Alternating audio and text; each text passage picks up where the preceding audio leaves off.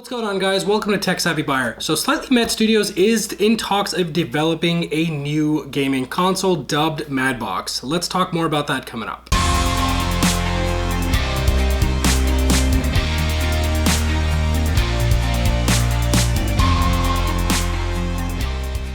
So if you guys have not heard already, there is this new gaming console apparently that's gonna come out in a few years dubbed the Madbox. And this is being backed by Slightly Mad Studios. For those of you guys who don't know who that is or what those studios are known for, basically it's Project Cars. These are the guys that brought you Project Cars.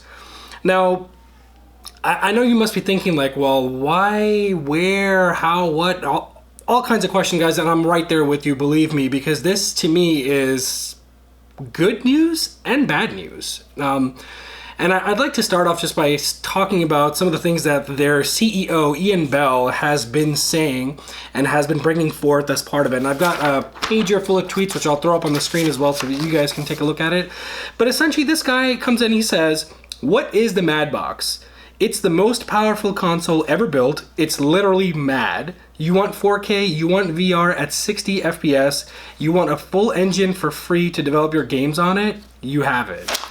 So it sounds like this guy is committing to developing a system that's going to put the PS5 and the Xbox 2 at bay by making something that will be compatible with multiple VR devices that can do up to, it looks like, and in a later tweet, he wrote 90 FPS per eye, so about 180 FPS, or 180 refresh rate really is what he should be saying per eye in a VR headset, because it's refresh rate, not frame rates there.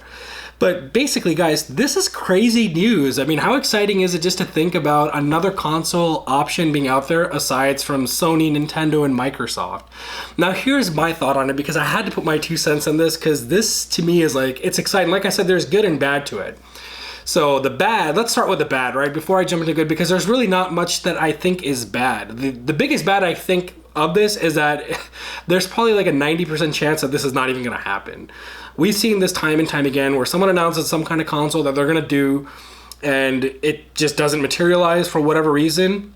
And I can't think of the specific names, but like Atari had one, and especially if this is going to be crowdfunded, because it kind of sounds like they don't have money or deep enough pockets to go and fund this thing themselves. They're looking to externals for different kinds of funding for this, which doesn't really paint a good picture. Now, in an interview with Variety magazine, Ian Bell basically told them like, hey, we're gonna make a 4K console that's capable of doing more than 60 FPS, and the timeline that we're giving is about 3 years, and during that timeline, this is gonna be capable to like, you know, match a very, very intense gaming PC at that time. So, interesting, right? They're saying that this is gonna match a gaming PC that's 2 years in the future from now, not something that's right now. So it's an interesting thought to say.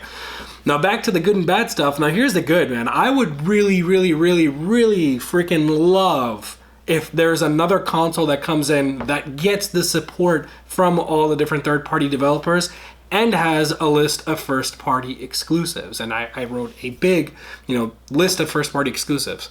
Nintendo has proven time and time again that they're around because exclusives. While the Switch does have some multiplayer games and they're starting to bring Doom and Wolfenstein and stuff like that to it, people are not going and buying a Switch because they want to play Doom.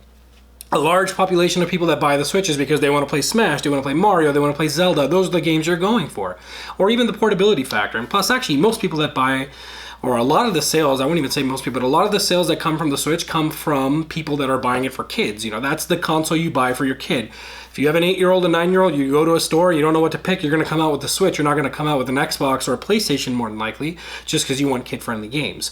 But see, this is the interesting thing that Ian Bell has been saying all along. In an interview, like I said, with Variety, he's claiming all these different things, and then he goes on as far as saying like he doesn't believe that the system should have exclusive games because that is kind of like a micro oligarchy, which, guys, I'm on the fence with this. Like I just explained, exclusives sell systems, guys. Xbox learned that the freaking hard way this generation. I think you got to be really ignorant to not realize why PlayStation 4 has a massive success right now with this generation. It's really because of exclusives. They're not beating Xbox in power, graphics, resolution, frame rates, or even like different nitbit features that you could do with the One X. And everyone knows, like I've given glowing reviews of the One X. I think it's a fantastic system, but it lacks on first-party exclusives. So if you're going to make a system that's this beast, okay, what is the point of it if you don't have exclusives? Why should I buy your system over somebody else's? I just don't see the value, and I think it's going to fail hard if they don't address this issue. As much as I would like a world where you can go and pick, play any game on any console, so you're really picking the hardware that's right for you and not going and getting hardware based on software that's attached to it. I mean, that's a neat concept, right? But it's just not going to happen because we know Nintendo's never going to let go of their IP. You want to play the newest God of War, you got to play that on PS4, PS5. You want to play the newest Halo, that's an Xbox exclusive. You're not going to get that anywhere else, right? So coming out and saying stuff like, I don't think exclusives is something that I want to push and really say for my console that I'm trying to come out with is crazy. But let's talk about the juicy stuff of this, guys. The juicy stuff is, so he's just dropped some images. This is fresh off the press. Like a few hours ago, they released some images on Twitter. It's all over GameSpot, IGN. I'm going to show you guys these images. Look at the concept design. So I will be blunt as hell and tell you this is the ugliest box I've ever seen. I would never want that anywhere near my living room or my gaming den or any freaking place. I can't imagine putting that. That thing is hideous as far as the eye can see. And the name, Madbox, so Slightly Mad Studios, and I think Mad had an acronym for it, I can't remember what it was, but it's basically something around their development team. I like the enthusiasm, I like that people want to do this, but it seems like every Tom, Dick, and Harry is trying to come out with a console. Like, we just got done with Soldier Boy and Soldier crap games and the Soldier game console, and eventually Nintendo took his ass down and finally put him at bay. So what is with this trend of getting new console? Why are we in like a console bust boom type environment right now? This is weird, but I'm excited too. I can't hide it. I'm excited because if there is an actual console that comes out, if Madbox pulls this off, guys, and hopefully they change this name, Madbox. God, this is ridiculous. Change the freaking name, guys. Don't call this Madbox because that's retarded. Just because Xbox got away with calling their game console a box doesn't mean that everyone should call it a freaking box. Take a note from PlayStation or Sega or Nintendo. Anyways, not to get off track there, but if this pulls it off, what does that mean for you and me? What does that mean for us, guys? That means we've got more options, right? Competition is always good. I work for corporate America, guys. I've been working for corporate America for 10 years, and I can tell you, competition is good. You want competition because if you don't give competition to others, you're not going to press them to innovate and actually learn to do something different and challenge themselves. So competition is key. Now, the likelihood that they're going to pull this off, honestly, guys, I mean, he says he's got some pretty bold things written up in this tweet. Like, man, we're going 90 per eye, 180 FPS internally. My CTO has just called me and confirmed that's what we'll deliver. This almost sounds like this guy's talking like a freaking King Kong beating his chest off of a mountain, giving commitments to people of stuff that I don't really think he's going to make happen, guys. I mean, think about how fast Sony and Microsoft are going to jump over this, especially if it's a console that's coming out. I mean, you really, as a consumer, you don't have a lot of options, right? You've got Nintendo, you've got Xbox, and you've got PlayStation, really. That's all your options in today's day if you want to play a new game today. And of course, there's PC, let's not forget that. But if you want a console, that's where you're looking at, unless you want to buy like a Ouya or a Fuse or any of those garbage Chinese consoles that never really made it and have weaker stats and specs than a Switch does, which itself is pretty weak. You don't really have a lot of options.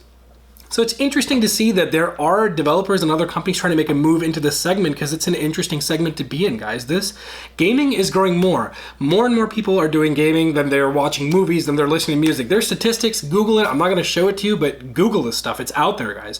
The amount of people that engage in video games has grown drastically, and it's definitely establishing itself as a place where you want to be in. And it looks like if this guy wants to be all about money, which obviously is, a huge part of it, why wouldn't you want to launch a console if you know there's only 3 and you're going to be the 4th one in this market? If you even grab a few percentage of market share, that's a shitload of money, guys. That's a shitload of money if you grab just a few freaking percent of market share from the likes of Sony, Nintendo, or Microsoft for that matter. But let's see how this unfolds. Let me know in the comments what you guys think of this Madbox. Do you think it's really going to be the PS5/Xbox 2 killer? Is this thing going to do 4K 90 per eye in VR? That would be insane. I swear. The fact that it's 3 years away kind of makes it seem like, hey, it could possibly happen. Who knows? But I wonder if they're even a thing. If Ian Bell, Ian Bell SMS is still a thing in 2021 or 2022, whenever they have this guideline to get this here. Anyways, guys, that's pretty much it. I felt like I just had to give you my 2 cents on this whole thing because this is crazy. This is just crazy, but let's see what happens. Let me know what you guys think in the comments below. Let me know if you guys think that this is cool, if you're excited for it, or if you're ever even gonna consider buying something other than Sony, Nintendo, or Microsoft. I wanna know. I'll see you guys in the comments below, and of course, if you're new to the channel, do hit that subscribe button and that like button. As always, you know I'm trying to put out good content for you guys. So until then, I'll see you on my next one. Peace out.